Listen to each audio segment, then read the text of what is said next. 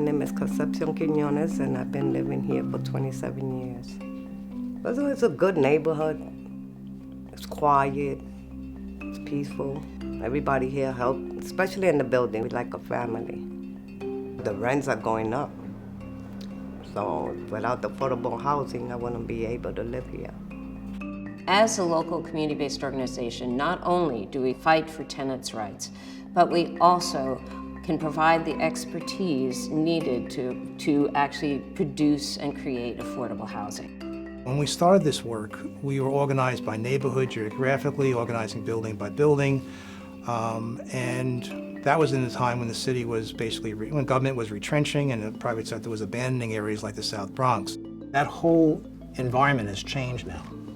And the neighborhoods that were abandoned before are now prime real estate for speculation and investment. Joe NYC allows us to basically have the kind of financial backing and security that we'd be able to compete more for affordable housing projects and maintain the affordable housing projects that we have.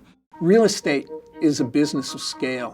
What Joe attempts to do is reconcile the need for scale with the need for local control. Joe stands for the joint ownership entity. It's this collaborative effort on the part of community development corporations, CDCs, to come together and strengthen their ability to compete in a very competitive affordable housing universe. We are the joint ownership entity because when a group participates, they're actually going to transfer the ownership interest in one of their properties into Joe.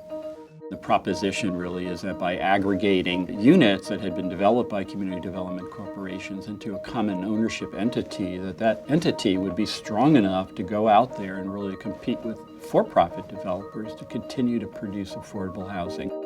Joe's value proposition for CDCs is really simple.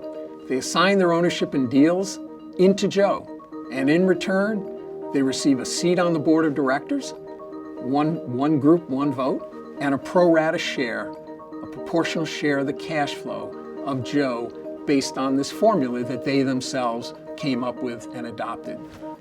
To be frank, when I heard about Joe, I thought it was a long time in coming. To be able to have an entity that allow individual CDCs to retain their missions and grow their own organizations by kind of capitalizing on the economy scale and be able to be more of a role player in the new financing scheme for the city of New York.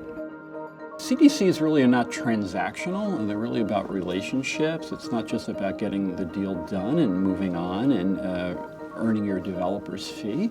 CDCs really are there for a long-term realization of success.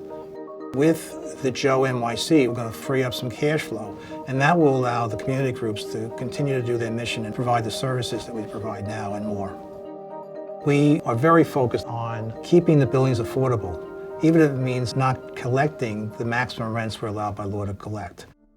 I live in Bed-Stuy, and it's very hard to find affordable housing here because now, as you see, it's a lot of developing buildings. You have to be making good figures to be able to afford it and still live here and eat. We was living in Coney Island for a long time, and we was filling out a lot of applications to get back on this side, but none was available or it was way too high. And when we got back here, it was a blessing because we're near family, and this is what I grew up in and what I'm used to. We have to be able to be effective at the same time that we're being sensitive to our mission, which is people-based, not building-based. It's about how do you improve the quality of life of people in the neighborhoods where they live and preserve their ability to live there for as long as they want. We see Joe as a very important part of our continued legacy in that community, which dates back 40 years. Joe NYC is collaboration, it's partnership, it's strategic vision.